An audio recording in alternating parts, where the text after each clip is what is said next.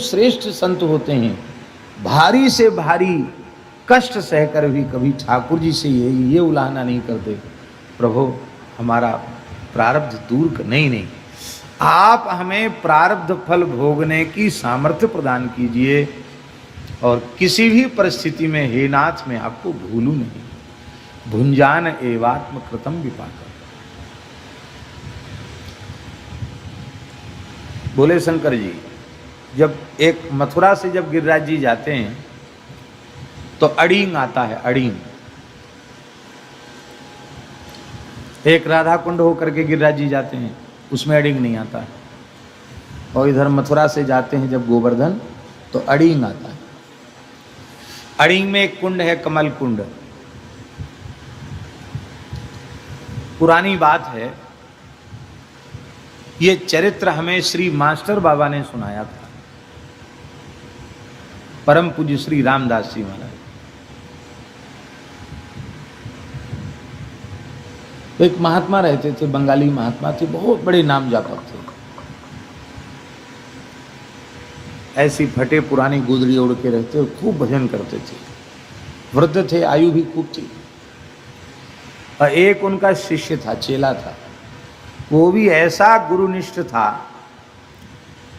कि 24 घंटे गुरु जी की सेवा में तैयार, हमेशा। वृद्ध गुरु जी थे तो सारी सेवा वही करता था। मैं गुरु जी माला लिखते रहे। एक बार गुरु जी को गले में कोई कंठमाल नाम की बीमारी होती, वो हो गई। इधर फोड़ा निकल आए पूरे, और वो पक गए, उनमें पस आने लग गया। बाबा जी दवाई लेते नहीं, शिष्य बहुत परेशान, बहुत दुखी। गुरु जी को बुढ़ापे में ही बीमारी आ गई। और गुरु जी कुछ नहीं बोलते, कहते नहीं हमारा अपना ही किया हुआ है, बच्चा दुखी क्यों होता है, राम राम कर। एक दिन शिष्य ने देखा कि गुरुजी को ज़्यादा वेदना है, तो सहन नहीं हुआ। सामने बैठ के कैसे सहन करे गुरुजी का कष्ट। तो महाराज जी कमल कुंड है, अभी भी सरोवर है, तालाब छोटा सा, वहाँ जाके चिचेला बैठ के रोने लगे। वो ठाकुर जी से प्रार्थना करने लगा कि हे ठाकुर जी, गुरुजी तो बचपन से ही ब्रज में आए हैं, बचपन के साथ बालकालीन संत हैं, और जीवन भर भजन किया। ये बुढ़ापे में आपने कौन सी बीमारी उनको लाके पटक दी। आप कृपा करो महाराज, गुरुजी ठीक हो जाएं। तो रो रहा था शिष्य, तो उसने देखा कि 2 बालक, एक श्याम है, एक गौर है, घुंघराले केश हैं, बड़े सुंदर बालक हैं, पाग बंधी हुई है, और गैया ने लेके जा रहे हैं चरावे के लिए। ए बाबा, ए मोड़ा, काई क्यों रो रहे हो? इसलिए रो रहे हो? उन्होंने समझा कि ब्रजवासी बालक हैं, तो उन्होंने कहा तुम क्या करोगे जान के कि हम क्यों रो रहे हैं? नहीं बताना पड़ेगा, काय के लिए रो रहे हो?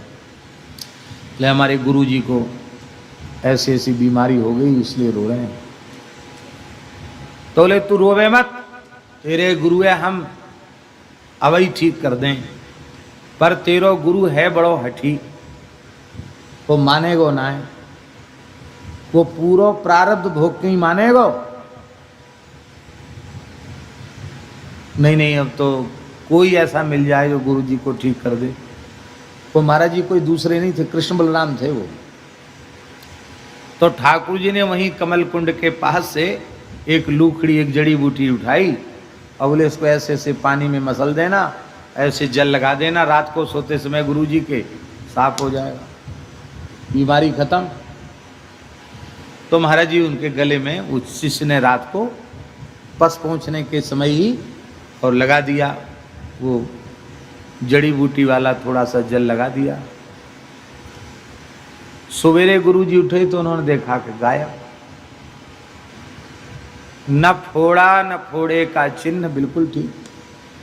तो जैसे किसी का कीमती कंठा खो जाए, वो परेशान हो जाए कि हमारी माला कहाँ चली गई, तो ऐसे ही वो कहने लगे, रे कहाँ गई भैया, कहाँ गई? चेला से पूछे, हमारा राम जी ने कंठा पहनाया था, वो कहाँ गया? गुरुजी आप तो कंठा वंठा पहनते नहीं, खाली तुलसी कंठी आपके गले में। नहीं नहीं, वो जो फोड़ा निकले थे वो बीमारी कहाँ गई? सच्ची सच्ची बता। शिष्य ने कहा कि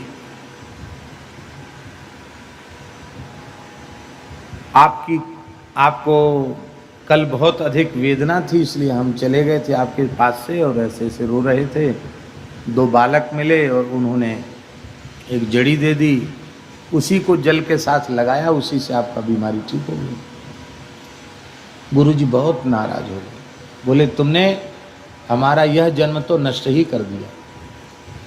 अब जो हमारा इस शरीर का प्रारब्ध बचा है उसे भोगने के लिए हमको दोबारा संसार में आना पड़ेगा, किसी मैया के गर्भ में जाना पड़ेगा। तुम्हारे जैसे मूर्ख शिष्य के द्वारा मेरी बहुत दुर्गति हुई, हमारा ये जन्म नष्ट हो गया। अब तुमको दंड यही है कि तुम निकल जाओ यहां से, कभी मुंह मत दिखाना। शिष्य रोने लग गया, बोले महाराज चाहे जो सजा दे दो, दंड दे दो, पर अपने से दूर मत करो, अपने चरणों से दूर मत करो, मैं आपके बिना रह नहीं सकता। प्रायश्चित बताओ। बोले प्रायश्चित यही है कि हमारा कंठा फिर से वापस दिलाओ, हमारी बीमारी फिर से हमारे पास आवे तो तुम रह सकते हो, नहीं रह सकते हो हमारे पास। अब शिष्य को निकाल दिया, बेचारा फिर चला गया। अब मन में और सोचे कि गुरुजी उठ तो पाते नहीं, चल पाते नहीं, सारा तो पराधीन है उनका जीवन, इतने वृद्ध हैं और हमको और हटा दिया। अब इनकी कौन देख रेख करेगा, कौन सेवा करेगा इनकी? बहुत दुखी हो गया, बहुत रोने लग गया कि प्रभु ये दुख हमसे तो मर ही जाएं सो ही अच्छा। तब तक फिर भगवान कृष्ण बलराम गैया चराते हुए वहां से, ए बाबा अब काहे को रो रहे?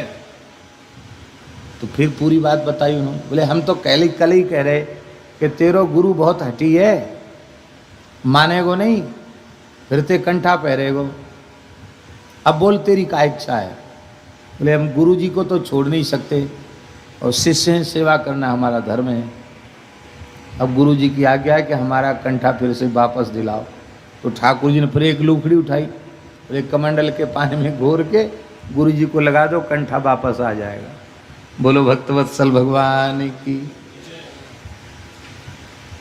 कंठा वापस आते गुरु जी बड़े प्रसन्न हुए, बोले तुम रह सकते हो, देखो बच्चा 3 महीने का तो प्रारब्ध कट गया, वो 3 महीने का और बकाया है, बस फिर ये अपने आप ही बीमारी चली जाएगी। लेकिन फिर हमें कर्म के अधीन होकर द्वारा संसार में नहीं आना पड़ेगा।